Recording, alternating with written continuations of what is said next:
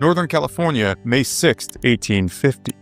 Just before sunrise, a village of roughly 200 Pomo native men, women, and children lie peacefully sleeping on a small island near the southeastern shore of Clear Lake.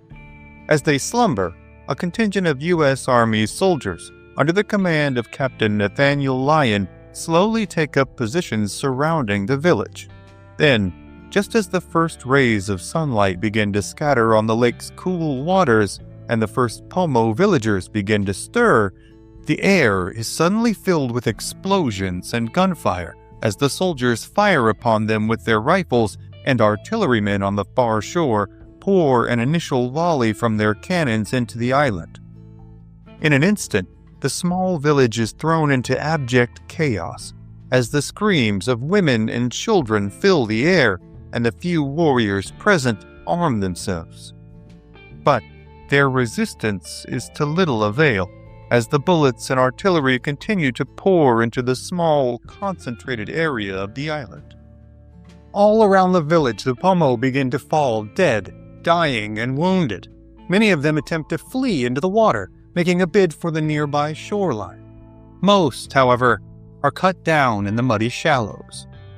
In but a few moments, a scene of complete and utter carnage has engulfed the native village, and it seems that there will be no end in sight as the gunsmoke continues to fill the air and volley after volley from the Army's weapons continues to blanket the island with deadly effective fire. Soon, the waters around the island are stained red with blood, and still, the firing continues.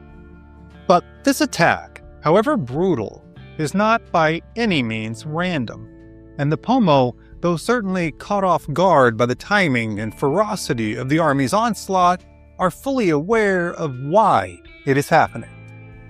In the year prior to this, several Pomo warriors had allegedly been involved in the murders of two prominent local ranchers, Andrew Kelsey and Charles Stone, whose mutilated bodies had been discovered on their expansive rancherias. Word has spread like wildfire amongst the surrounding settlements and ranches, sending many fleeing south towards the northern reaches of the San Francisco Bay. When word had reached the U.S. Army's 1st Dragoons headquartered in Sonoma under the command of Captain Nathaniel Lyon, the prevailing sentiment amongst the men at the fort was that revenge must be exacted upon the murderers. In the early months of 1850, several reconnaissance and intelligence-gathering missions had been sent into the Clear Lake area under the auspices of trying to root out the specific warriors suspected in the double murders. However, in actuality, the bulk of their efforts had centered around locating the Pomo village and planning this morning's attack. To Captain Lyon, the killing of two of the area's most prominent citizens is a crime that all of the Pomo must pay for. But the killings of Kelsey and Stone were by no means random, senseless violence. They were, in fact, acts of retribution carried out by the Pomo in response to years of abuse and subjugation. In fact, the Pomo, who have inhabited this land for centuries, have endured decades of abuse at the hands of the Spanish, the Mexicans, and then the Americans, by way of what amounted to a de facto slavery system in which they were forced into labor without pay. This system had intensified with the institution of California's mission system, but had truly reached its zenith with the advent of the 1849 gold rush, which saw an influx of ranchers such as Kelsey and Stone into the area. While native experiences with the missions and with local ranch bosses did in fact vary wildly, Kelsey and Stone had amounted to some of the most belligerent and abusive employers in the area. They had repeatedly forced the Pomo into unpaid labor and physically assaulted not only their men, but their women as well. After multiple instances of this, the Pomo had seen fit to wreak justice on their own terms. Though no one knows for certain what transpired, several different accounts have spread like wildfire through the area. Most versions hold that the ranchers had whipped and then mortally shot a young Pomo man who had been working for them as a laborer. Some accounts hold that this was in retaliation for theft, and others simply a cruel response to the Pomo's repeated request for more foodstuffs as payment for his work. Most accounts of the killing of Kelsey and Stone hold that the Pomo had rushed the rancher's sleeping quarters in the dark of the pre-dawn. Kelsey had fled the quarters, but was quickly chased down and dispatched with multiple blows to his head with a large rock. Stone was reportedly cornered within the quarters and viciously whipped before being dispatched as well with his own large knife. Accounts differ on whether the bodies were hidden under cowhides or dumped in the tules of Clear Lake, but in either case, they were soon discovered by neighboring ranchers, and the cry for vengeance against the Pomo soon resounded about the area. Reports of, quote, hostile Indians having killed the two well-known ranchers spread like wildfire, causing a panic throughout Lake, Napa, and Sonoma counties. Panicked locals soon reported the incident to the U.S. Army officials at the Benicia Arsenal, an Army ordnance hub located on the north side of Carquinez Strait, northeast of the San Francisco Bay. Here, the reports reached the desk of Captain Nathaniel Lyon. Lyon, who graduated West Point 11th in his class in 1841, was a veteran of the Seminole Wars and the Mexican-American War, where he had earned a reputation as a competent but ruthless officer. Stationed to this Northern California post in 1849, he had made it his mission to maintain order in the area. Within weeks of the murders, Lyon received orders to take his men north and to, quote, punish the guilty. They had moved out with adequate supplies for weeks in the field, and as they made the roughly 80-mile trek northwards, they also coordinated with local militias along the way and added to their already sizable forces. In the meantime, word had also spread amongst the Pomo, and panic had set in amongst their ranks. Many among them actually denounced the murderers as having now condemned all of them to the punishments that were surely coming. Others were resolute in their desire to stand and fight the soldiers. It was ultimately decided that their best chance would be to congregate on the small island in Clear Lake known as Bonopotishi, roughly translated as small hill in the water. The island was surrounded by shallow water and indeed presented a location that would be easier to defend than hiding in the woods or in the open fields. At the same time, Lyon and his men had mustered and then made their march northwards. Pomo families began to gather on the island and stockpile supplies. Meanwhile, Lyon and his men had passed through Napa Valley and then crossed the Mayacamas Mountains before finally pouring into the Clear Lake Basin. Here, south of the lake, at a location known as Robinson Point, they had drawn up their final plan of attack. They would split their forces, with one side attacking from the north and the other attacking from the south, trapping the Pomo on the island. This contingent of soldiers to the south would be armed with 2 field cannons, ready and able to unleash artillery fire upon the Pomo. The field cannons, combined with the rifle fire of the soldiers attacking from the north, would unleash a volume of fire unlike anything the Pomo had seen before. With the plans in place, the men moved off in their respective directions and made ready for the next morning's attack. Just before sunrise, the men from the northern group of soldiers waded through the shallow waters and took their places amongst the tules. Then, just as the first Pomo had begun to stir from their sleep, the soldiers had unleashed their first volley of rifle fire into the village, indiscriminately firing into lodges full of men, women, and children. The initial volley had unleashed chaos, and now panic overtakes the island, with Pomo men attempting to arm themselves and fight back, and women and children attempting to escape in the shallows to the south of the island.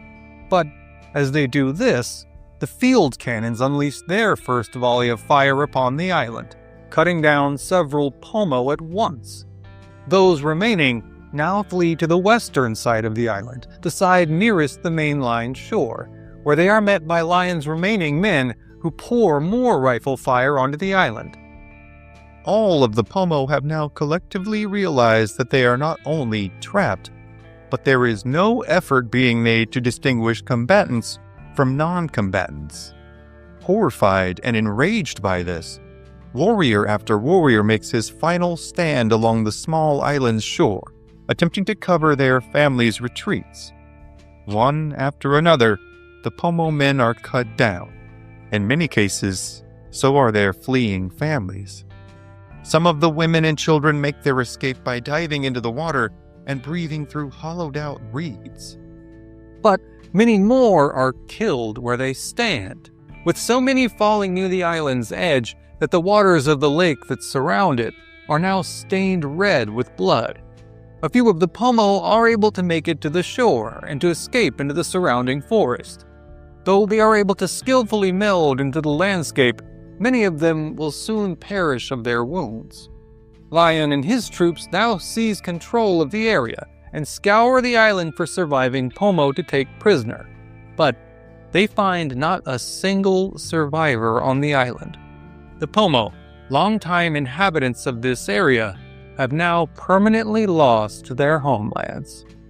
Within months, the area will be flooded with American settlers, and the indentured labor system that had already harshly impacted the Pomo would be redoubled. Tragically, they would never regain their lands again. For the Army's part, the soldiers involved in what has come to be known to history as the Bloody Island Massacre will face no retribution for their actions, and will simply return to garrison duty in the weeks to come. Captain Nathaniel Lyon will be praised by his superiors for his effectiveness in carrying out his duties. He will go on to continue his career in the Army, rising to the rank of Brigadier General in 1861. With the outbreak of the Civil War, Lyon served with distinction until August 10th of that year, when he would be killed in action at the Battle of Wilson's Creek, making him the first general to be killed in action during the war. Today, the massacre at Bloody Island is commemorated with a simple historical marker. The plaque sits on the location of the island, which is now part of the mainland due to shifting water lines. The marker lies just south of the town of Nice as a testament to one of the darkest and most little-known events in American history. But the many little-known stories that comprise the vast and complex history of the Old West are, for tonight, other stories for other times.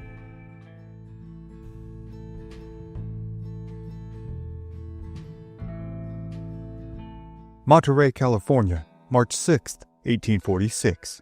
As a cool wind whips over their position atop a high mountain peak, John C. Fremont looks down upon the amassing forces of Mexican Army troops with equal parts disdain and trepidation. Above him, attached to a long fallen tree branch turned into a makeshift flagpole, the American flag flutters in the breeze. Every man atop this Northern California mountain peak knows that their presence here is already tantamount to trespassing, and that Fremont's insistence on climbing to their current position and then raising the American flag is an explicit and obvious declaration of war against the ruling Mexican government. Fremont, already a national celebrity for his accomplishments as an explorer and military man, has climbed to his current location with his force of 60 American soldiers, sailors, and frontiersmen in hopes of making a stand against the vastly superior forces of the Mexican Army deep in the heart of California territory. As word spreads to Mexican officials in the surrounding territories, the open fields in the valleys below the mountain begin to fill with more and more Mexican troops and local volunteers. Meanwhile, atop the peak, Fremont has ordered the construction of a makeshift timber fort in order to create some measure of bulwark defense against the overwhelming attack to come. As his men hack down trees and dig post holes into the dense, dark mountain soil, Fremont is confronted with the increasingly stark reality of his and his men's situation. The mood amongst the Americans is tense, and speech amongst the men is terse and unsure. Many see their present circumstances as all too reminiscent of the infamous 1836 Battle of the Alamo, in which 180 brave Texans had perished in a valiant but incredibly brutal last stand, which had cost every one of them their lives. Now, many among the Americans atop the high Northern California peak fear that they, too, will meet a similar fate. They are, in point of fact, trespassers in a foreign land, here under the false and transparently flimsy pretext that they are merely wayward American explorers, who simply happened upon this territory while on a quest to survey the whole of the United States' rightful territory. In reality, however, Fremont and his men are on what amounts to a scouting mission for the United States government, who, in 1846, has increasingly explicit interests in seizing the territory comprising northern Mexico known as Alta California. Already known nationwide as the Pathfinder, Fremont views himself as perhaps the preeminent agent of the American concept of manifest destiny, the notion that a continent-spanning nation is the ultimate end and undeniable right of the still relatively new country. John Charles Fremont had been born in Savannah, Georgia in 1813. His father was a French-Canadian schoolteacher, and his mother the youngest daughter of a prominent Virginia plantation owner. After his father's tragic passing in 1818, the family had moved to Charleston, South Carolina, where the precocious young Fremont obtained his early education from a local lawyer by the name of John W. Mitchell. Fremont had briefly attended Charleston College, studying mathematics and natural sciences, before being expelled in 1831 for lack of attendance. While teaching mathematics in the local countryside, however, Fremont had earned the praises of prominent local politician Joel R. Poinsett, a rabid Jacksonian Democrat who was able to leverage his influence to secure Fremont a position teaching mathematics aboard the USS Natchez, a U.S. naval sloop which sailed the seas around South America in 1833. Fremont's tenure on the seas would be short-lived, however, as he soon left this position to accept an appointment as second lieutenant with the U.S. Topographical Corps. Here, he worked surveying a route for the Charleston, Louisville, and Cincinnati Railroad. It was during this time that Fremont's true interest in exploration and map-making was piqued. A stint working in the Carolina mountains only served to solidify his desire to become an explorer, and between 1837 and 1838, he served on a reconnaissance detail in Georgia in preparation for the United States government's removal of the Cherokee tribe from the area. In March of 1837, Fremont's former mentor Joel R. Poinsett was appointed as Secretary of War under President Martin Van Buren. With his new powers of office, Poinsett arranged for Fremont to accompany French scientist and explorer Joseph Nicolet in his exploration of the territory between the Mississippi and Missouri rivers. Serving under Nicolet, Fremont built a reputation as a revered topographer, adept in astronomy, geology, the description of local flora and fauna, as well as being possessive of an inquisitive and ambitious nature. In 1841, he married Jessie Benton, the daughter of Thomas Hart Benton, a Missouri politician and chairman of the Senate Committee on Military Affairs. Thomas Benton had initially refused the 28-year-old Fremont's request for his daughter's hand in marriage, arguing that the young man was not part of American high society and thus not a fitting match for his 16-year-old daughter. However, the couple eventually eloped, and while initially irate at the news, the bride's father eventually warmed to the marriage and to his new son-in-law.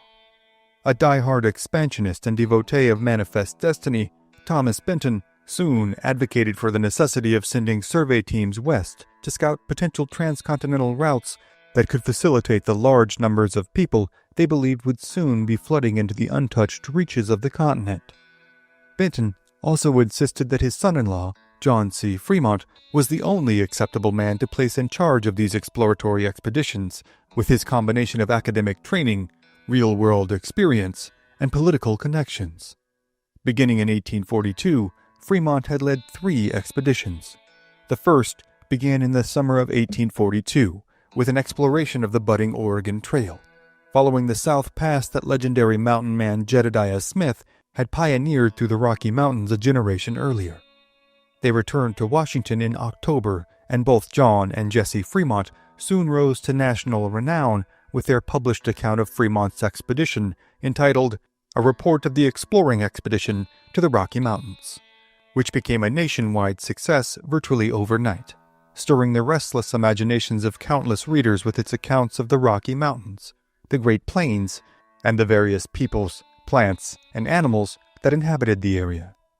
The unfettered success of Fremont's first expedition soon saw him appointed to his second, this one charging him with leading another expedition to South Pass, but this time pushing beyond it in a search of a route to the Pacific. This second expedition was equally as successful as the first, if not more so, as Fremont completed the transcontinental journey from Washington to present-day Sacramento, and then back to St. Louis in August of 1844. From here, his account of his second expedition was sent to publication, and in Washington, both the Senate and the House ordered 10,000 copies each. With the success of Fremont's first two expeditions, the 1845 election of James K. Polk as president, and continually rising tensions between the United States and Mexico in regards to the territory west of the Mississippi River and north of the Rio Grande, a third expedition was commissioned in 1845. However, this trip, while still being conducted under the auspices of a mere exploration, was planned with far more militaristic ends in mind. Fremont was again placed in charge, and this time specifically commissioned by the War Department to survey the central ranges of the Rocky Mountains, the Great Salt Lake Basin, and the central ranges of the Sierra Nevada Range, with the end goal of ascertaining the strength of the Mexican military in these areas, mapping and recording potential routes of ingress and egress for American military forces, and to determine the loyalty of the local citizenries to the Mexican government.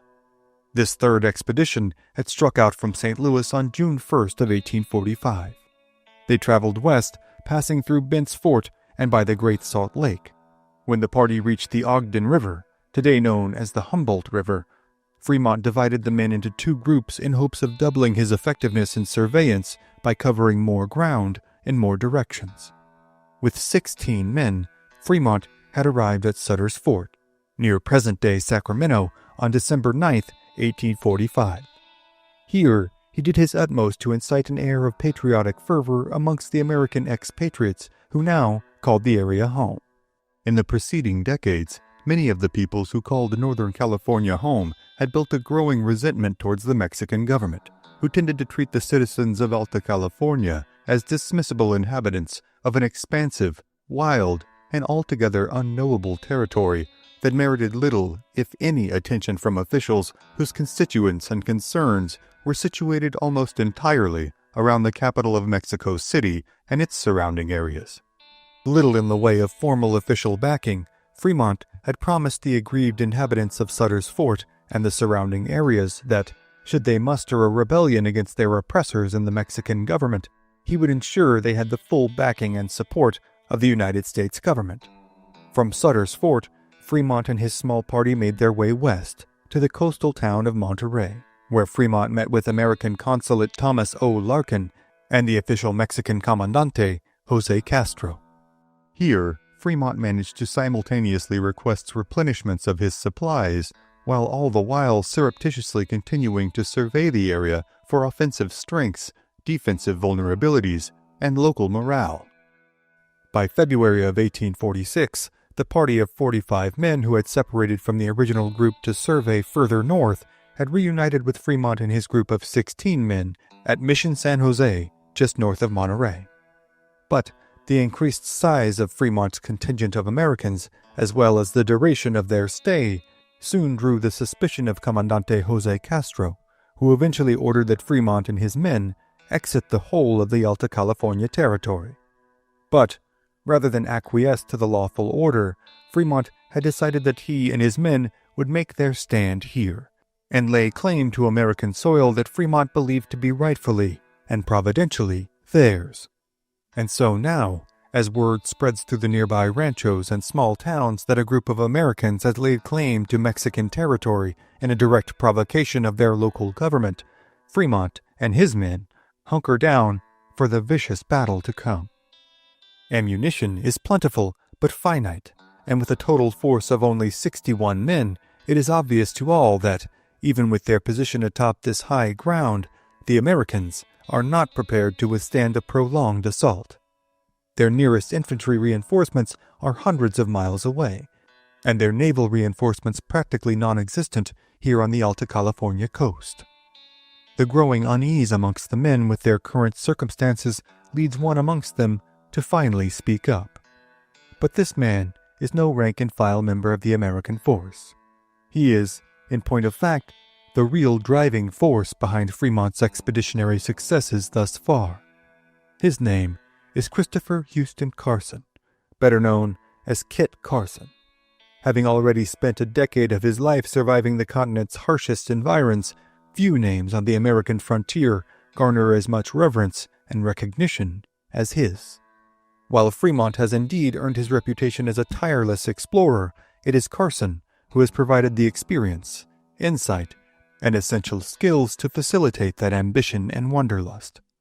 While politicians in Washington, D.C. could only pontificate on what the vast expanses of the largely unknown frontier might possess, Carson was already long familiar with the territories, landmarks, weather, wildlife, and native tribes that only a handful of Americans had ever even heard of.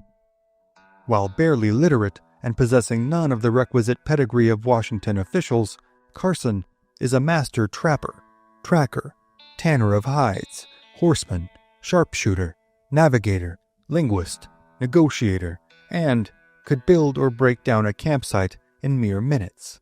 He was fleet of foot on the trail, cool under pressure in a fight, and unwavering in his allegiance to his own personal code of honor and ethics.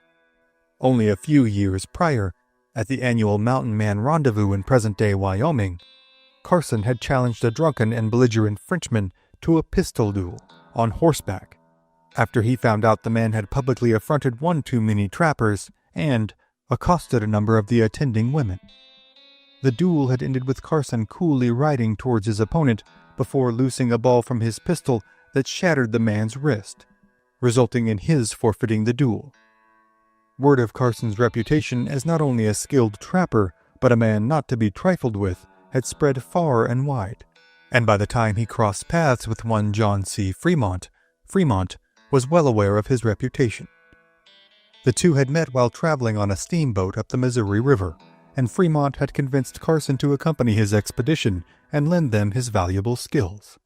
Time and again in the preceding years, Carson's know-how and wherewithal had been the prevailing cause behind the entire expedition's survival against dire odds. Not at all unaware of Carson's necessity in his successes, Fremont began to include effusive praise for his vaunted guide in the correspondence he sent back to Washington. Once, when report came to their group that a war party of Pawnee warriors were scouring the area, Carson had leapt on his horse, without even pausing to saddle the animal, and, with only rifle in hand and a knife in his belt, ridden off over the rolling prairie hills in order to scout the area for threats. Fremont recounted, quote, "Mounted on a fine horse without a saddle and scouring bareheaded over the prairies, Kit was one of the finest pictures of a horseman I have ever seen." End quote. Soon, these sentiments became part of the national conversation, as Carson's reputation as a sort of frontier superhero spread from the expanses of the prairies to the pages of dime novels and newspapers, eagerly devoured by readers in cities like New York, Boston, and Philadelphia. But Kit Carson, for all his vaunted courage and newfound national acclaim, is no fool.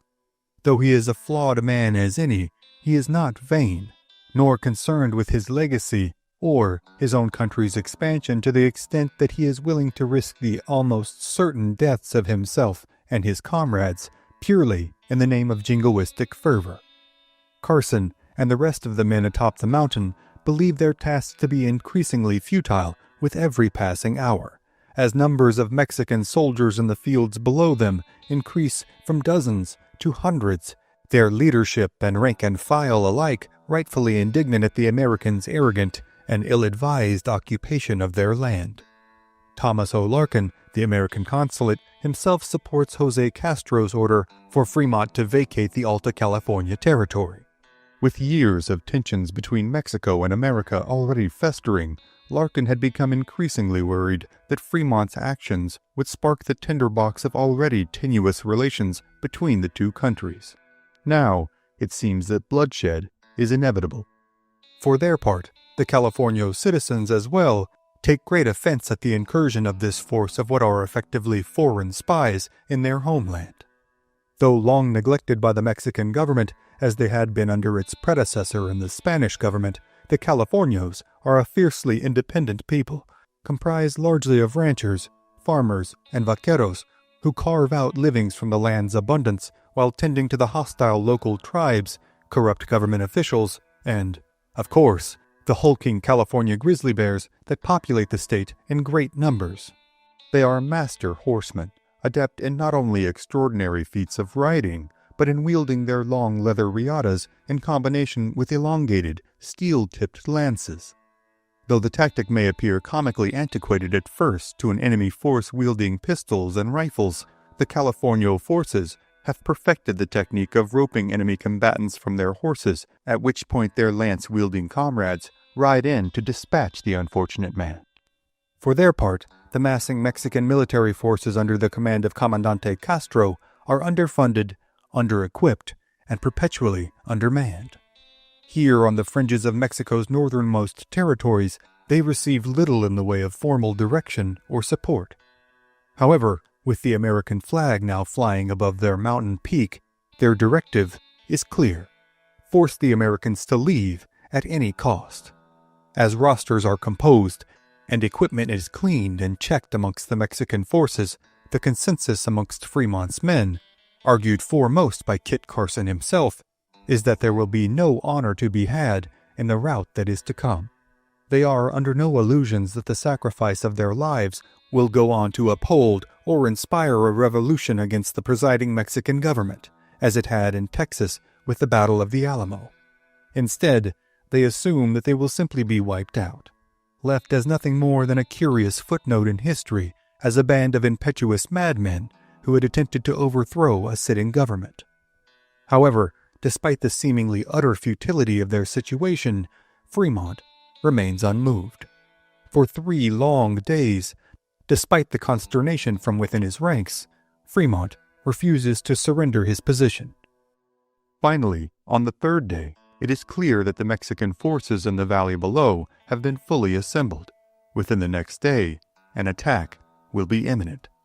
Many among the American men spend their evening picking at their scant rations for supper and deep in concern and anxiety for the terrors that the sunrise will bring. Now, even Fremont's resolve begins to wane. What had seemed such an ignoble and selflessly patriotic act only days earlier, now seems to be a prison of circumstance, trapping Fremont between his competing interests for glory and self-preservation.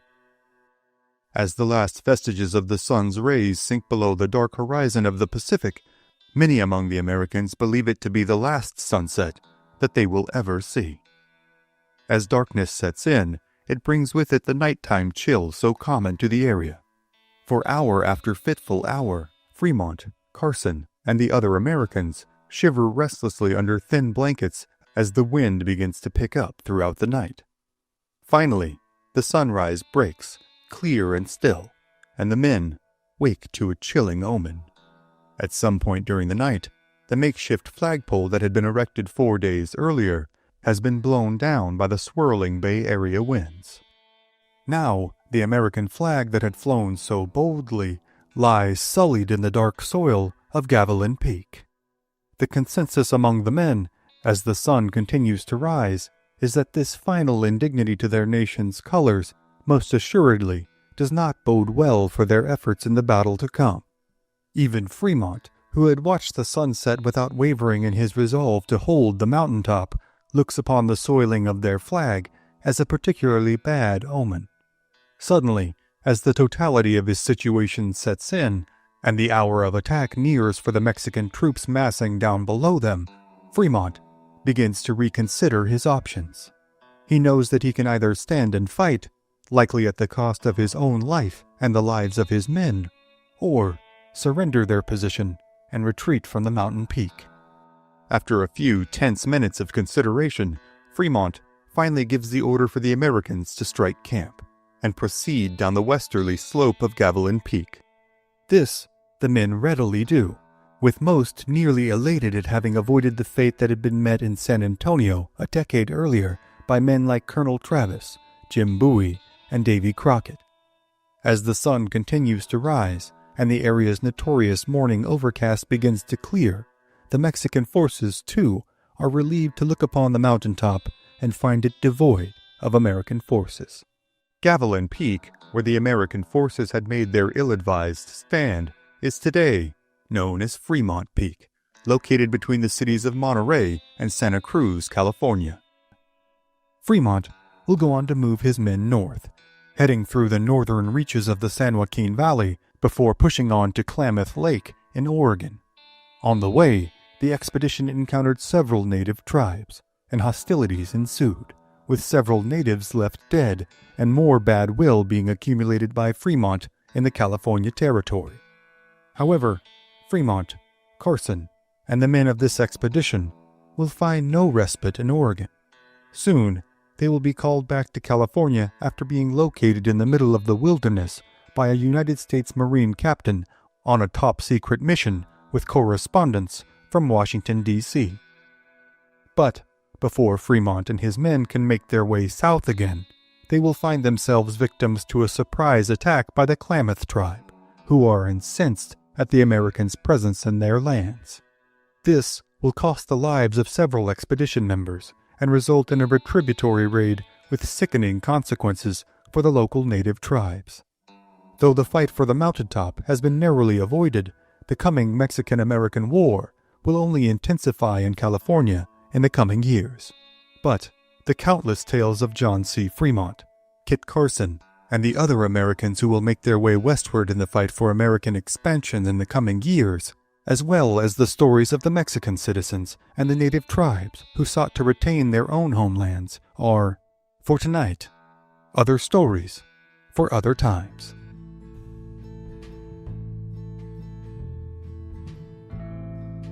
Los Angeles, California, January 8, 1848. As bullets slam into the water all around them, a force of just over 500 American soldiers, sailors, and Marines are caught in the middle of the San Gabriel River. Their mission is to attack a fort manned by Mexican soldiers which lies just to the north of this river. But, much to their growing terror, the river has proven more difficult to cross than they had anticipated, with their heavy cannons and armaments making the task even more arduous. As they pour fire into the attacking Americans from their positions behind the fort walls, the desperation amongst the Mexican troops is also palpable. They know that they are not only dwarfed in number by the oncoming American forces, but they are also running low on ammunition, a problem which now plagues the Mexican army in these late stages of the Mexican-American War. Now, their only hope is to make the most of what meager ammunition they do have, or they will be overrun and their homeland of Alta California will likely be lost. Every man on either side of this battle knows the stakes at hand, and thus a vicious fight now unfolds. As bullets whiz by them and the cries of wounded men and animals fill the air, many of the Americans crossing the rather innocuous-looking river suddenly find themselves quite literally bogged down in a pocket of quicksand. This makes them easy targets for their Mexican adversaries, and gunfire from the fortress quickly begins to concentrate on the unfortunate Americans now momentarily stuck midway across the river. Unfortunately for the Mexican troops, the poor quality of their gunpowder and dwindling ammunition supplies makes precision firing all but impossible.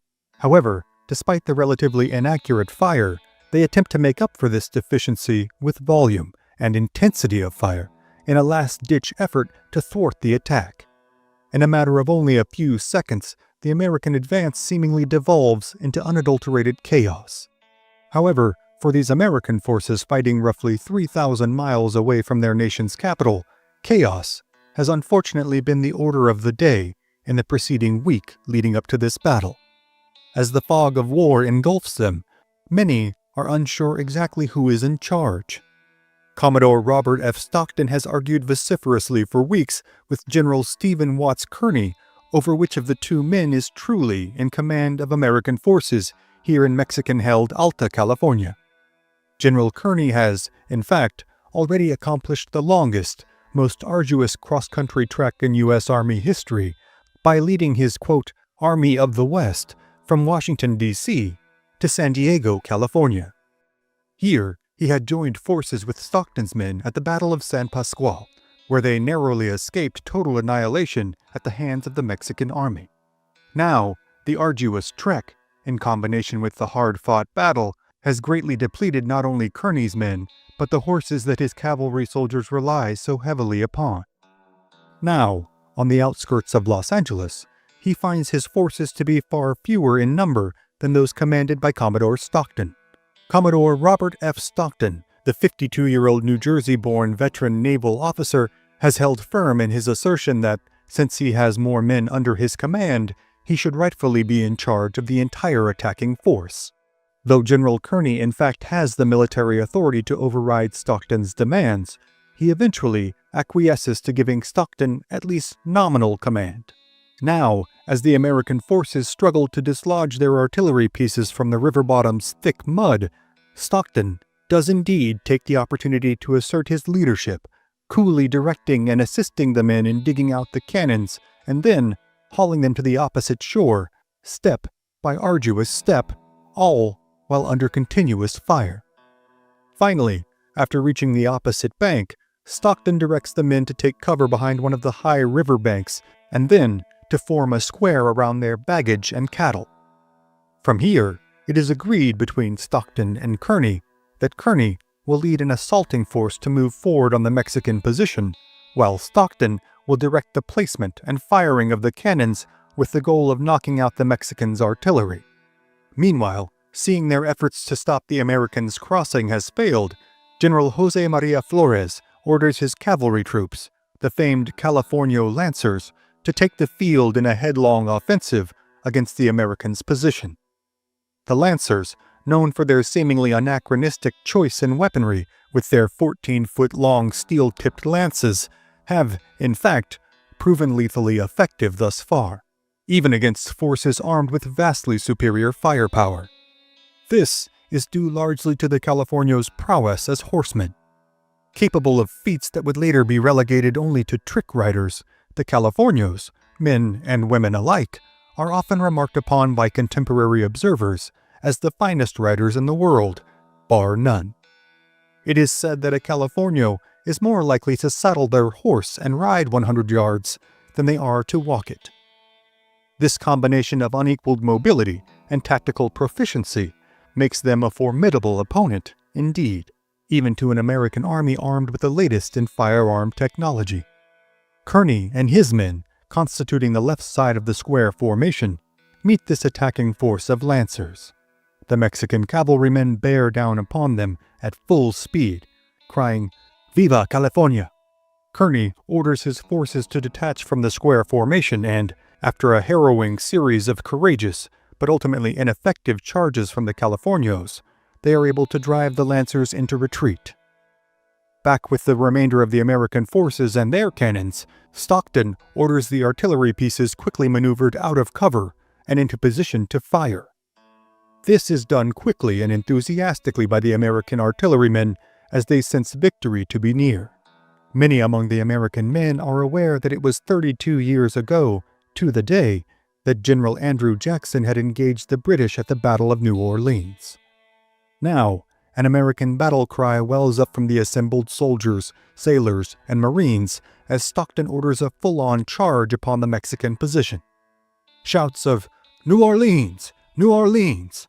now fill the air as the Americans rush across the open field towards the Mexican defenders.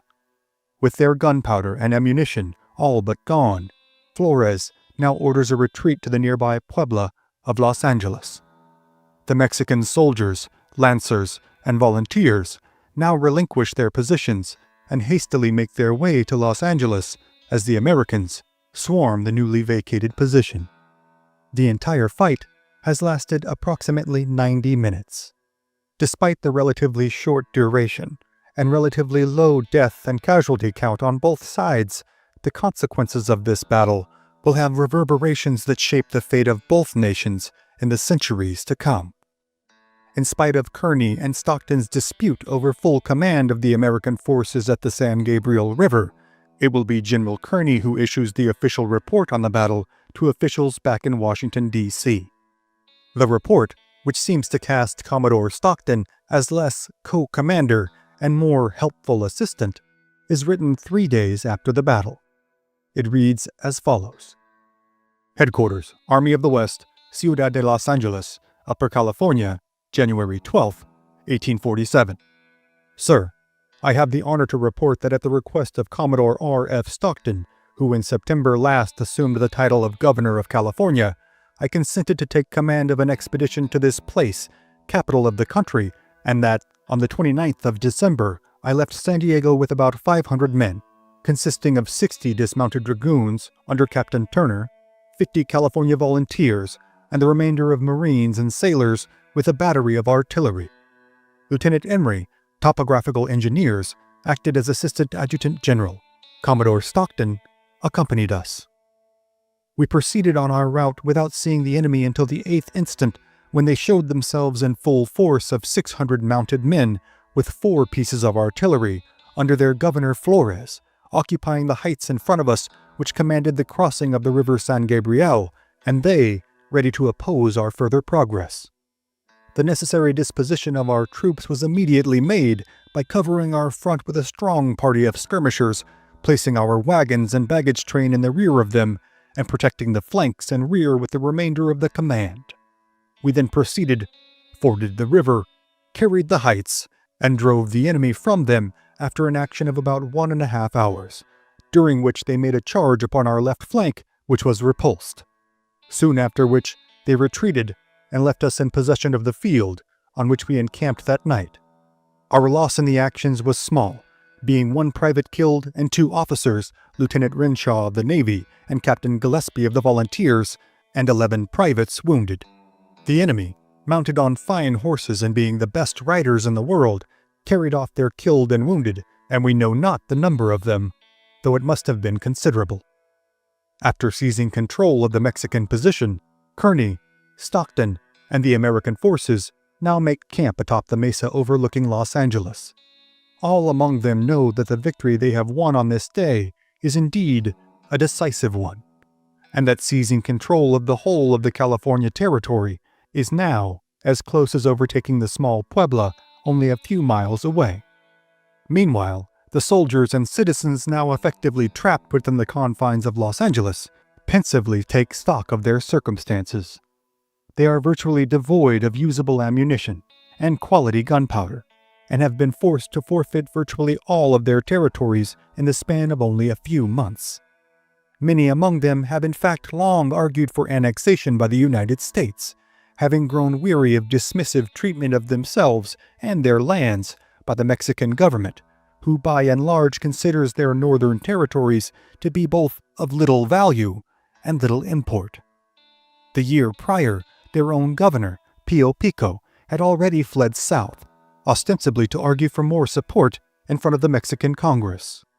But his faith in his own government's willingness and ability to support him had waned so significantly that he had, in fact, argued for the annexation of California as a British protectorate just prior to the outbreak of the Mexican-American War.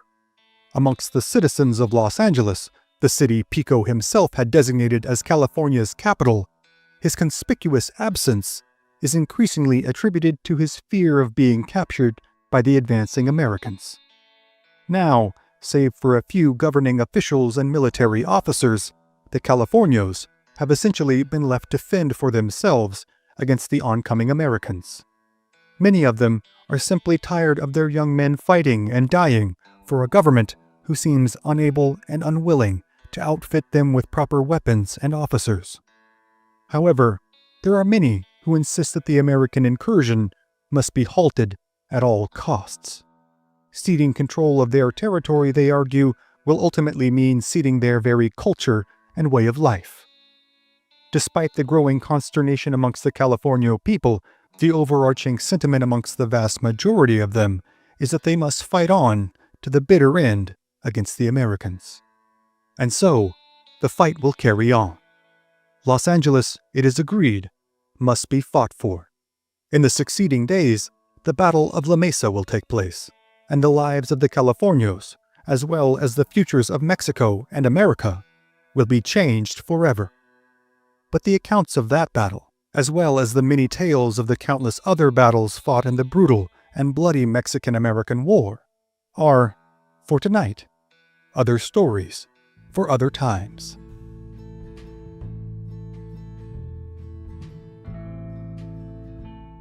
San Diego, California, December 5, 1846. As a dreary overcast sky looms above them, Captain Archibald Gillespie and his detachment of 40 U.S. Marines ride east from the city into the dry, chaparral-covered desert that looms endlessly before them. They are on their way to join forces with Brigadier General Stephen F. Kearny and his force of 200 troops, who have sent word to the Marines that they are caught in dire straits in the middle of the Southern California desert. General Kearny and his men have traveled to their current location, roughly 30 miles east of the bustling pueblo of San Diego, as part of the United States' efforts during the ongoing Mexican-American War.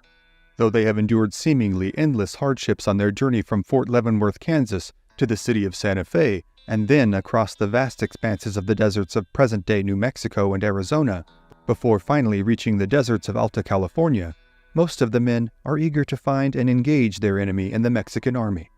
However, General Kearny's force is still diminutive in size and thousands of miles away from their closest support to the east. Seeing the increasingly dangerous circumstances, Kearny had seen it necessary to send a rider to San Diego requesting reinforcements. This request reached the headquarters of Captain Archibald Gillespie, where he had hurriedly marshaled the contingent of U.S. Marines he now leads eastward in their effort to reach General Kearny and his men before they are forced to engage with the local forces that are surely reconnoitering the hills around them. These local forces, Gillespie and his men are well aware, are unlike the rest of their counterparts in the Mexican army, whom the U.S. forces have combated in the previous few years. With Alta or Upper California comprising the northernmost reaches of Mexican territory, its inhabitants, Mexican citizens known as Californios, have adapted their country's culture to fit their environs. In the vast expanses of California ranchos, which could comprise thousands of acres, becoming an adept horseman was essential not only for working vaqueros, but also everyday citizens simply wishing to get from one place to another in this expansive land. Throughout the whole of Mexico, the Californios were regarded as unmatched in not only their horsemanship, but their adroitness in wielding their long leather riatas, precursors to the modern-day cowboy's rope. It was said that a Californio would rather climb atop his horse and ride 100 yards rather than walk it, and that any Californio was a better roper with his foot than the average Mexican was with his hand. But these are not the only attributes that separate the Californio soldiers that General Kearny and his men will be facing and the regular Mexican army fighting further to the south. Their most noticeable characteristic, and perhaps their most dangerous, is evident even from afar to the scouts and soldiers watching them from the cover of the dense chaparral brush. Long, steel-tipped lances jut upward several feet from over the heads of each Californio rider, giving them an air of medieval simplicity that seems antiquated even here in the 1840s Southern California desert. But, while many among the Americans find the spectacle to be nearly comical, the damage that these lances can inflict is far from a laughing matter for anyone faced with combating them.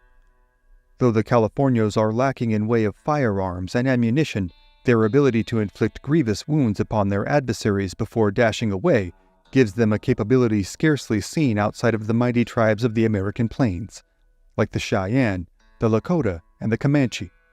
Against a fighting force armed with single-shot carbines, they present a formidable foe. It had been at what history has come to know as the Battle of the Old Woman's Gun, when a detachment of unfortunate U.S. Navy sailors, Marines, and civilian volunteers had attempted to march on the burgeoning city of Los Angeles in an effort to quell an uprising in the area that had been previously conquered by American forces. This detachment, composed of 310 men, had been caught by the Californios just outside of the city and made to pay dearly over the course of a battle that lasted a night and the succeeding day. During the engagement, 4 American sailors had been killed, and 6 additional men gravely wounded at the end of the Californios' lances. Captain Archibald Gillespie, for his part, has spent the previous few months clinging tenuously to any semblance of power over the city of Los Angeles, having been appointed to the post by Robert F. Stockton, with explicit orders to rule over the city with a strict eye and an unforgiving hand. But, after continued unrest from the inhabitants of the city, with some in support of the Americans' efforts and some vehemently opposed, Stockton and Gillespie retreated southward by sailing to San Diego on October 26, 1846. They arrived 5 days later, on October 31st, and were welcomed by the local inhabitants of the besieged city to take part in their celebrations of All Souls' Day.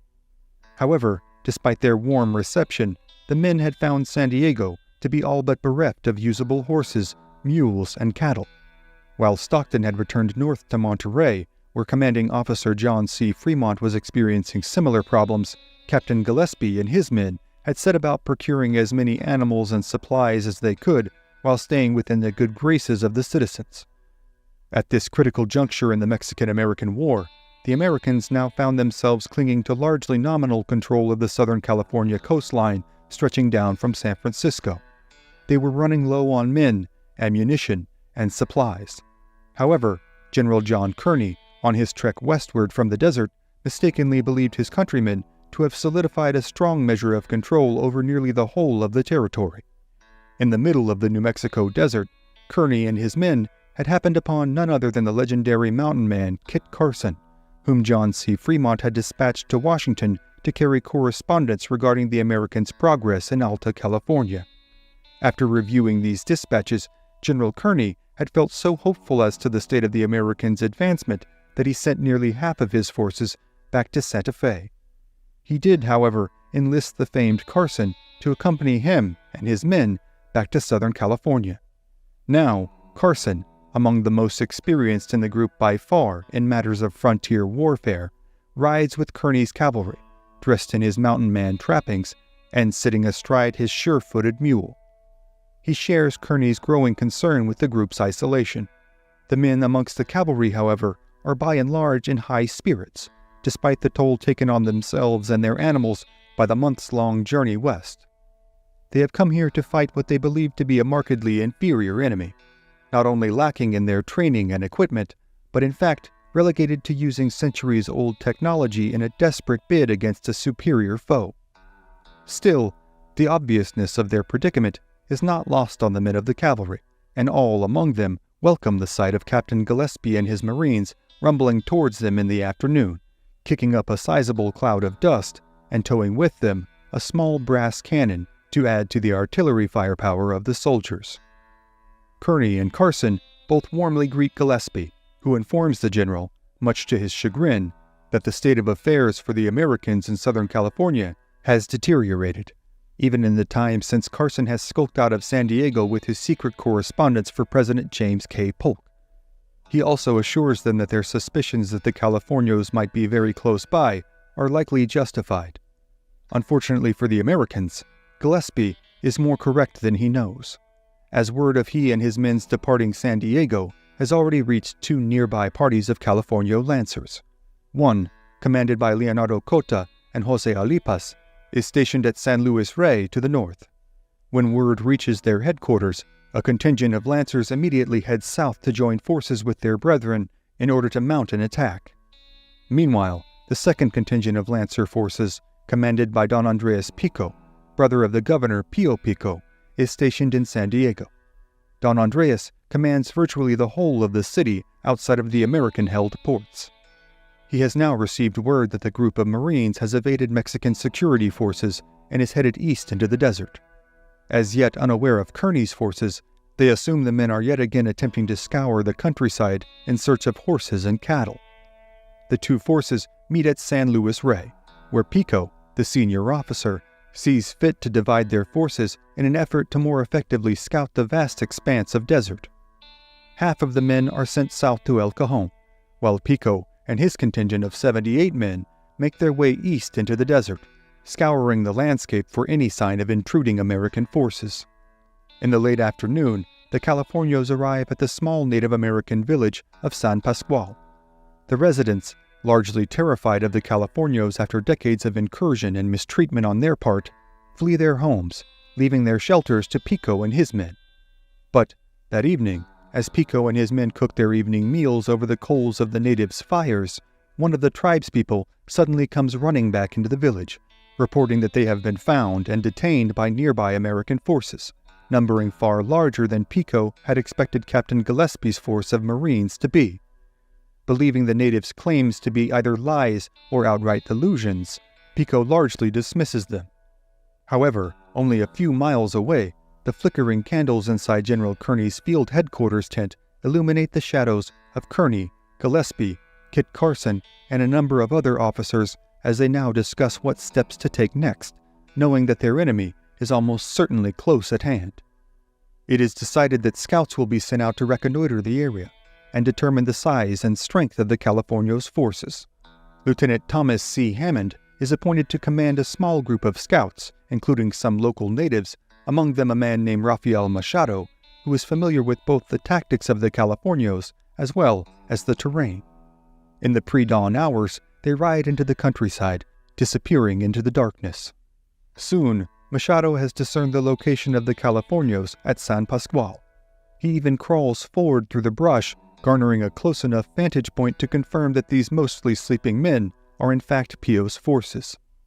But after Machado is gone for a longer time than he had planned, Lieutenant Hammond becomes anxious that the native Californio Machado has double-crossed him and alerted Pico's men to his presence.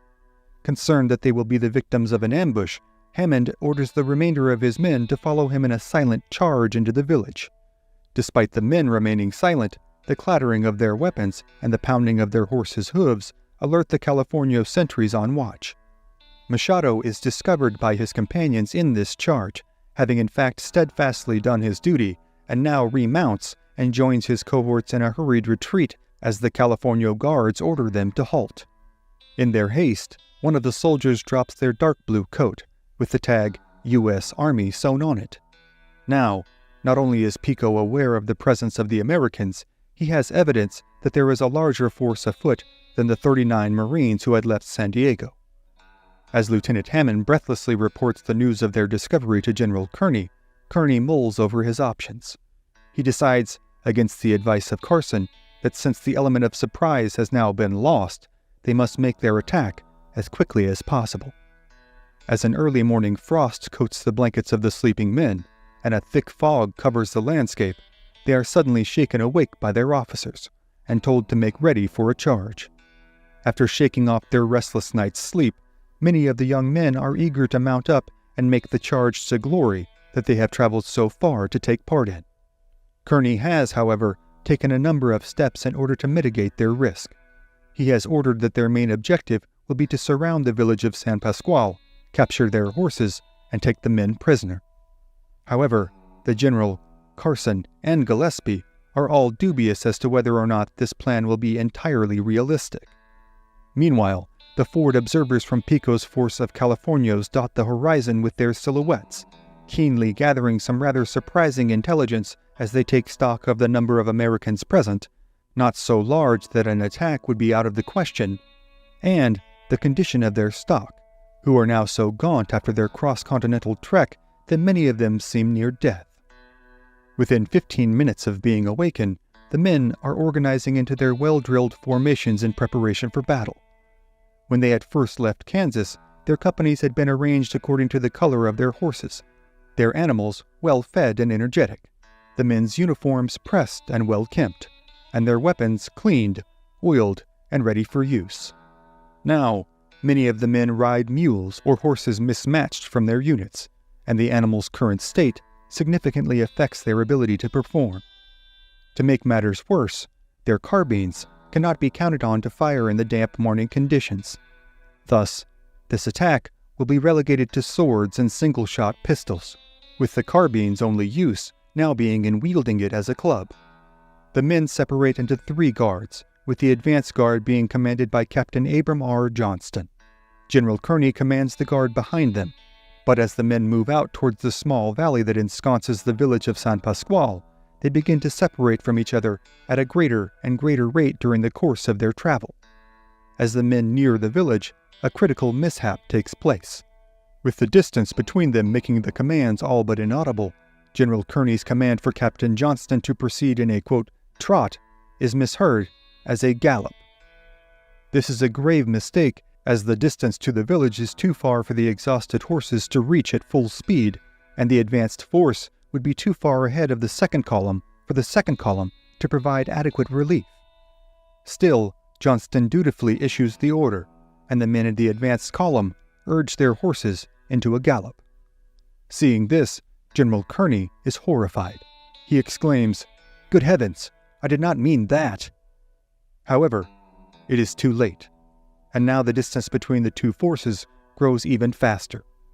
Snapping into action, Kit Carson urges his mule into a full gallop of its own, attempting to catch up to the runaway column, as Kearny keeps his troops at a trot so as not to lose complete control of the battle before it begins. Carson and his mule catch up to the charging Captain Johnston, whose column is now reaching the expanse of the open valley floor. A half a mile away, they can see the village. The attack is now imminent.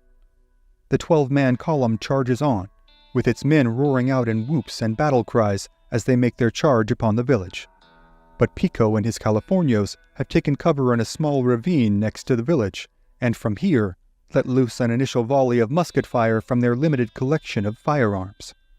As the gun smoke mixes with the thick fog, Captain Johnston falls from his mount, killed by a musket ball to the head. Riding directly behind him, Kit Carson sees the captain fall.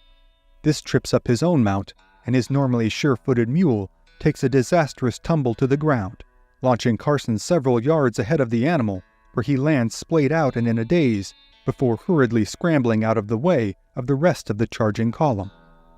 The charging soldiers attempt to loose a volley of their own, but most find that their weapons have indeed been rendered useless in the damp conditions. Now, the 11 remaining Americans draw their long sabers and charge head-on towards the Californios. At first, the Californios feign a retreat, momentarily seeming to scatter their forces to the west as they flee along the path of a small creek near the village. Captain Ben Moore, now the officer in charge with Johnston having been killed in the action, orders the men to pursue the Californios immediately. This the men do, giving chase down the banks of the small waterway. But this pursuit draws out their forces even further, making them easy targets for their enemy. As Kearny, Gillespie, and the rest of the men make their way across the valley as quickly as they can on their bedraggled mounts, they can only watch the horror that unfolds next. The Californios, seeing the compromised state of the Americans' forces, now wheel their fine, well-fed, and well-trained horses around, and make a head-on charge towards the soldiers still pursuing them. Within moments, they have surrounded the Americans in a whirling cyclone from which they can strike with their long lances, inflicting deep, grievous wounds, while others among them throw their leather riatas with expert efficiency, ensnaring and unsaddling riders who can then be pounced upon and dispatched in brutal fashion by other lance-wielding Californios. Captain Moore charges at Captain Pico himself, firing off an errant shot from his single-shot pistol before drawing his saber. He engages Pico, an expert swordsman, who manages to slash Moore with his own saber. As Moore attempts to fight off Pico's sword slashes and thrusts, 2 of Pico's men make separate charges upon the American officer, driving their lances deep into his torso and eventually sending him crumbling to the ground. The fall breaks the blade of Moore's saber, leaving him only the handle of the weapon with which to defend himself. He crawls to a spot near the river, attempting to club and bash any Californio who comes near, but he is soon finished off by a Californio with a pistol. Now, more Americans are starting to arrive at the battlefield, including General Kearny and Captain Gillespie. As he fights, Kearny is viciously wounded by a lance that pierces his lower back.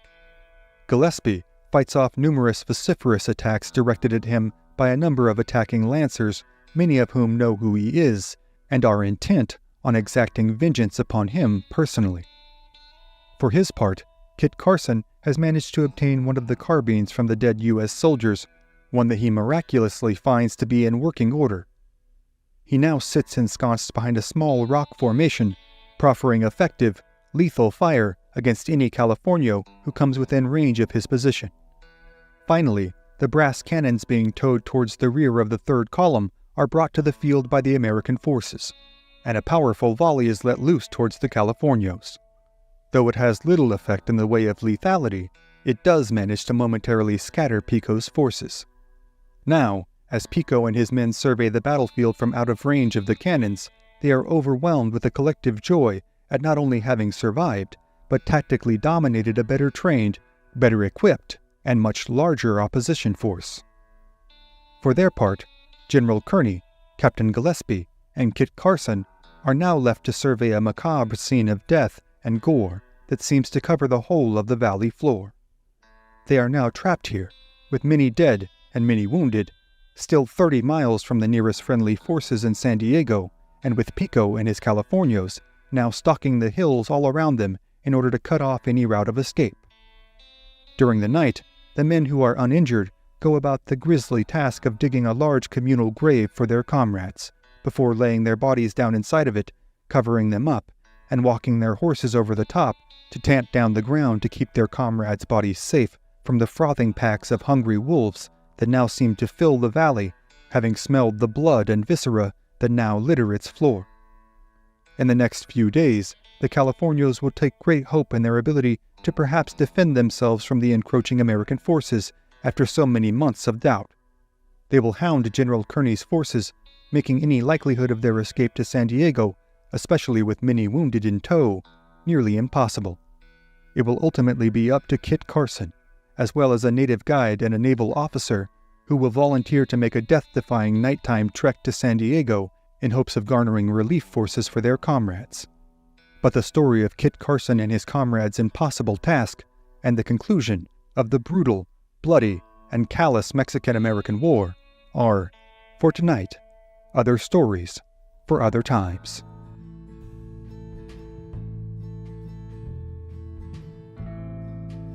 Northern California, June 25, 1846. In the burgeoning heat of the summer morning, the small village of Sonoma stirs with children at play, animals stirring, and citizens conducting business and carrying out chores.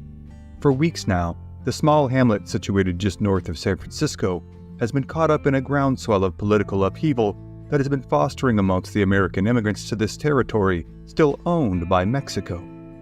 Roughly 2 weeks earlier, 2 Americans named Fowler and Cowie had ventured to Bodega Bay from Sonoma in hopes of procuring arms and ammunition.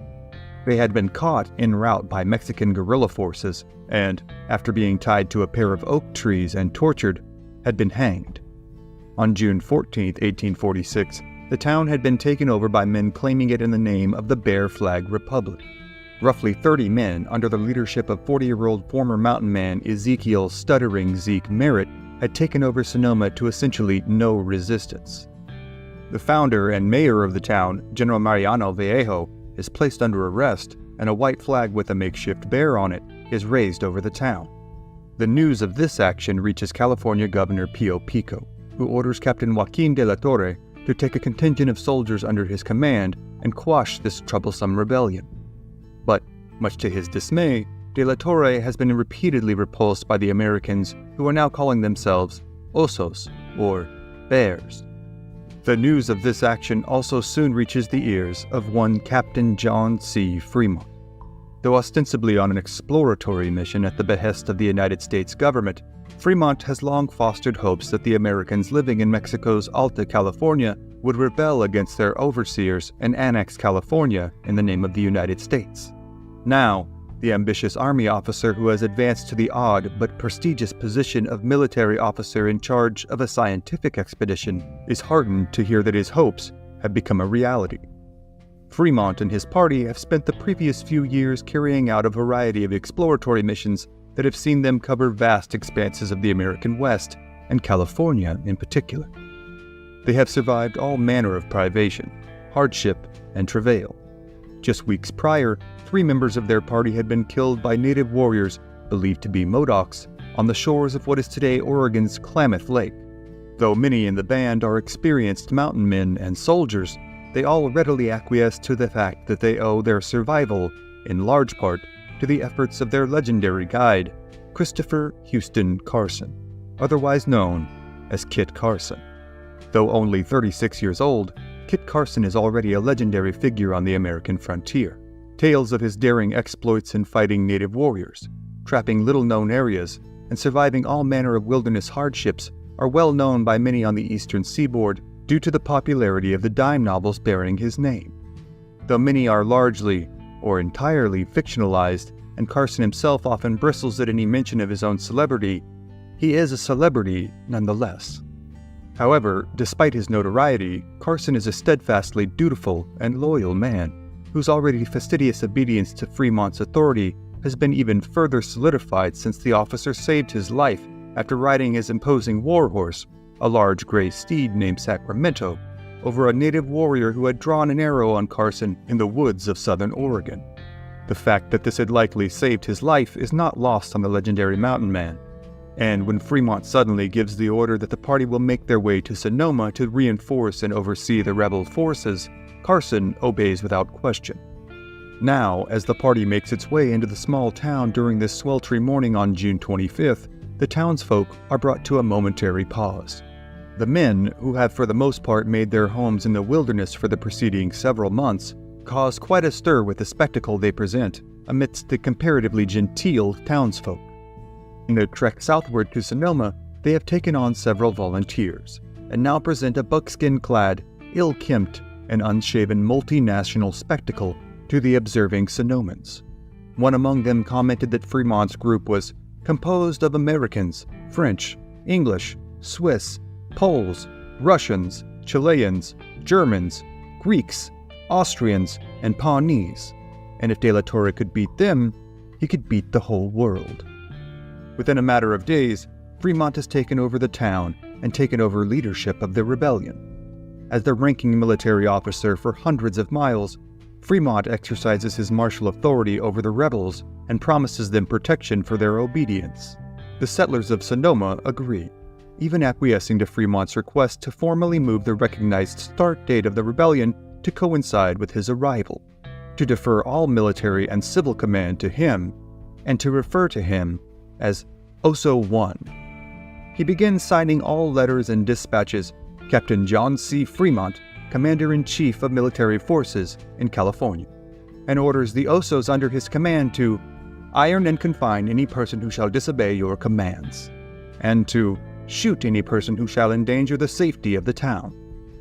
Among the Americans now caught in the fray of revolutionary politics and policing is Johann Sutter, a German-born, Swiss-descended immigrant who, in but a few years' time, will change California history forever with the discovery of gold at his lumber mill on the American River.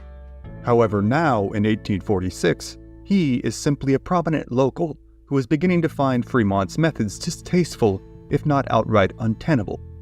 But when Sutter opposes the extremity of Fremont's orders to the ever more haughty officer's face, Fremont scornfully responds that if Sutter has any problems with his leadership, he can simply join up with the Mexican army. Such dismissiveness and self-importance begins to become more and more the order of the day for those dealing with Fremont. He expects those under his command to exhibit only loyalty, obedience, and discipline. One among his party who he can always count on to embody these traits is Kit Carson. Despite his advantage in both experience and ability, Carson time and again plays the part of dutiful sideman, seeing fit only to follow and enforce, but never to lead. However, Carson's reticence to command suits Fremont perfectly, and, of course, when Fremont decides within a few days of arriving in Sonoma that he must take the offensive and pursue Captain De La Torre, he chooses Kit Carson to accompany himself and a small contingent as they set out to engage the Mexican commander on his own ground. The party makes its way southwest from Sonoma to San Rafael, situated just north of San Francisco Bay. On their march, they intercept a Mexican army courier carrying dispatches from Captain De La Torre himself. Following the intelligence gleaned from the intercepted dispatches, Fremont leads the party straight to the northern shores of San Francisco Bay, near present-day San Quentin. However, the courier he has intercepted, as well as the information that the man carries, are all part of a carefully planned ruse being carried out by Captain De La Torre. When the Fremont party arrives on the shores of San Francisco Bay on Sunday, June 28, 1846, they are greeted by a confusingly empty expanse of coastline where they had expected to meet lines of Mexican soldiers ready to meet them in battle. Fremont is both embarrassed and incensed. His hopes of a swift and glorious victory have not only been dashed, but he has been made a fool of by the Mexican officer's clever deception. How, Fremont wonders, can he possibly conduct a successful war against an enemy who refuses to fight and who he cannot find? As the party of men lingers on the shores of the shallow bay, Fremont ponders his next move. He intends to take California by sweeping southward, from San Francisco to Santa Barbara, then on to Los Angeles and San Diego. But now, instead of a decisive victory, he has let his enemy slip away. Then, Fremont spots a small rowboat crossing the bay, headed for shore near he and his party's location. The small vessel makes its way through the brackish, chilly waters to the shoreline, where 3 men disembark and come ashore. They are 20-year-old Ramon de Haro and his twin brother, Francisco de Haro. They are sons of Don Francisco de Haro, former alcalde of San Francisco during the years of 1834, as well as 1838 through 1839. They are accompanied by their uncle, José de los Reyes Berriesa. Though the 3 are clearly civilians and not party to the actions of the Mexican military, Fremont orders Carson to detain them and search them for documents. Carson barks at the confused and increasingly fearful men to hand over any correspondence that they have on their person. All 3 insist that they have none, and are simply on a personal errand to meet friends and family in Sonoma. Carson, still unsure whether the men are telling the truth, calls out to Fremont, who is impatiently seated on his horse roughly 50 yards away. "Should I take these men prisoners?" he asks Fremont. "I have no use for prisoners," responds Fremont. Carson momentarily confers with other members of the party. What had Fremont meant, they wonder. Again, Fremont barks at Carson. "Mr. Carson, your duty." This final admonishment hangs in the air for a pregnant moment as the gravity of Fremont's command settles on Carson and his cohorts. The matter, it seems, has already been decided. Without an instant more of hesitation, Carson whirls, pistol in hand, towards the 3 confused and frightened men. Suddenly, the cacophony of gunfire roars out along the narrow strip of coastline. At almost the same instant, 20-year-old Ramon de Haro falls to the ground, mortally wounded. Before he is able to fully comprehend what is happening, Francisco de Haro falls, mortally wounded, as a second shot rings out from Carson's pistol. Now, as his 2 nephews lie on the beach rapidly expiring, the elderly Berriesa cries out in confusion and grief. His bereaved cries pierce the air until he, too, is cut down by a final shot from Carson's pistol. Moments later, all 3 men, who had only minutes before been paddling across the waters of the bay, all lie still in death. Fremont is, for the time being, satisfied, and Carson, for his part, seems altogether unbothered by the gruesome event. The entire affair, however brief, presents a confounding picture to both contemporary observers and to those viewing the events through the lens of posterity. While it might seem clear to most that Fremont's vainglorious nature provided the catalyst for the murders of 3 innocent citizens, Carson's lack of hesitation or consternation has been a cause for much confusion.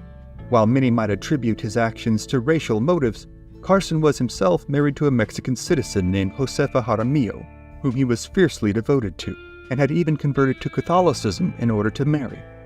The couple had several children who were not only of mixed blood, but mixed culture, being raised in the inexorable cultural milieu of Santa Fe, the couple's lifelong home. Carson also had been married previously to 2 different Native American women, one of whom had borne him children. Suffice to say, racial prejudices were likely not the driving force in Carson's cold-blooded executions of the de Haro twins and the elderly Berriesa. Nor was Carson party to the fits of jingoistic fervor that so often enraptured his cohorts and countrymen. Though certainly a proud American citizen and at least a tacit adherent to the doctrine of manifest destiny, Carson did not possess an overt passion for the expansion of his country at any and all costs. To Carson, the West was a real place, alive with cultures, conflicts, commodities, and compromise, not an abstract notion that could be conquered in the name of politicians and policymakers. However, with all that said, Carson was a man with an unwavering allegiance to authority. He was largely illiterate and had not been privy to the higher education and high society that many of his superiors had been. Carson, despite his record and reputation, felt a seemingly unshakable sense of inferiority when interacting with those imbued with governmental or societal authority. Such was the case concerning his relationship with John C. Fremont. Fremont's pedigree, connections, and title carried such significant weight in Carson's mind that even questioning the officer's intentions seems to have been an essentially unthinkable affront to duty and honor. Further cementing Carson's steadfast loyalty were the events of just a few weeks prior, when Fremont had saved Carson's life on the shores of Klamath Lake. He felt rightfully so in this case, that he owed his life to Fremont. Fremont, meanwhile, though holding Carson's skill in high regard, seems to have been more than willing to sacrifice the lives of 3 innocent men on the altar of revolution, and to have used Carson as a means of keeping his hands free from the stain of actual blood.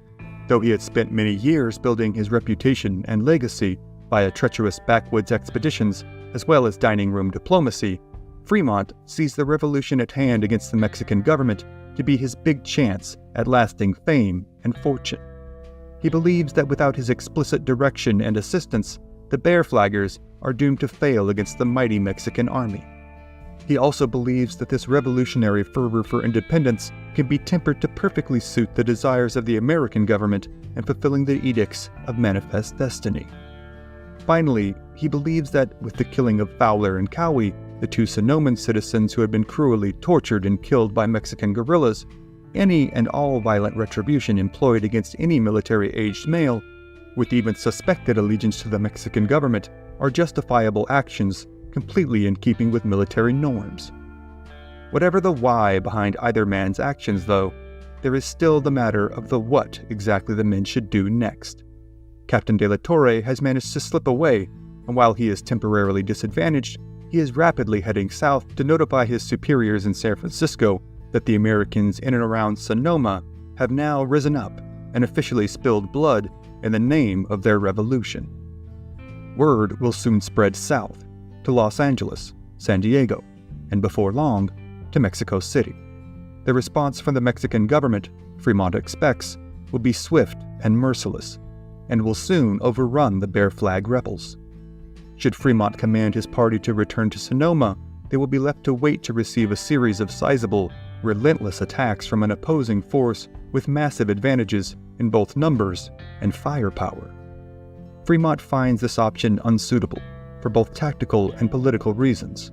Should the moment at hand not be seized, the fight for California could prove to be a much longer affair than either himself or the nation have anticipated. Thus, Fremont decides to carry on with the initial plan of attack, heading southward down the California coast.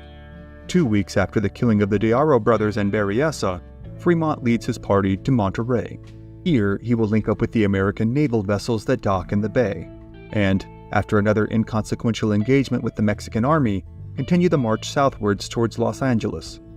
It is at Los Angeles that Fremont will task Carson with his most ambitious endeavor to date. Carson is charged with taking a small party of men and making the transcontinental trek from Southern California to Washington, D.C., with the intention of delivering correspondence from Fremont directly to President James K. Polk. Carson is, for his part, enthralled with the task. He sees this as his long-awaited opportunity to finally rub elbows with the cultural and political elites whose decisions and litigations had for so long shaped his life from afar. The plan is for Carson to then lead reinforcements to Los Angeles to assist Fremont in the final stages of overtaking California from the Mexican government. He will also, by design, be able to stop off in Santa Fe to visit his beloved wife and children. However, neither Carson's plans for a transcontinental odyssey nor Fremont's plans for an easy conquest will come to fruition in quite the way that either man has planned. But for tonight, the tale of Carson's journey to meet the president, as well as that of Fremont's fight to take California and solidify his fortune and legacy, are other stories for other times. Thank you again for joining us on this episode of History at the OK Corral. Be sure to click that like button to share this episode with a fellow history lover and become a subscriber. Also, if you'd like to support our work and gain early access to episodes as well as ad-free viewing, you can become a member of this channel by clicking on the join button down below. It's right down there. Also, be sure to follow us on Instagram and on TikTok and subscribe to our weekly newsletter. All that is down there in the link below. I know you will love it. Thank you again for watching, and we will see you next time on History at the OK Corral, home of history's greatest shootouts and showdowns.